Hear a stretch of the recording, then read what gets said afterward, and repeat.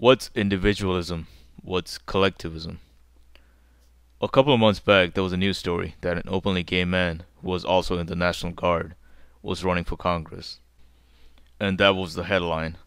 Tragedy was that his actual qualifications and his exceptional service record was overlooked. He was a special forces with 3 combat tours who signed up after his older brother lost a leg in Iraq, which speaks volumes about his character, but none of that mattered. He was no longer named XYZ, but he was a gay soldier. Gayness somehow became his identity. Why? Because that makes for a better headline. Because we live in such a world where individualism is not understood by many.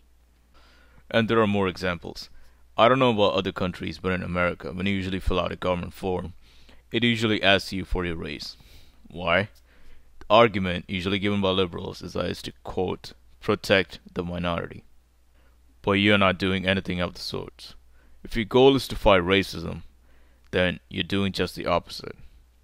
Because to again, quote, help a group, first you have to identify individuals as part of a group. And by doing that, you have just destroyed their individualism. You have made them identify themselves as part of a group based on their skin color. Take affirmative action, for example. Is there anything more racist than telling someone of particular skin color that we have decided, based on his skin color, you're not smart enough, thus we are going to lower the standards for you? I don't think there is. In my mind, there is no doubt. Those who claim to be fighting racism are the biggest perpetrators of racism themselves. None of these are your identifiers. Each one of us, each one of you, are different, with different characteristics and personalities. And that's what makes you unique. You have to understand your own individualism, and then see everyone else as individuals, not as a group.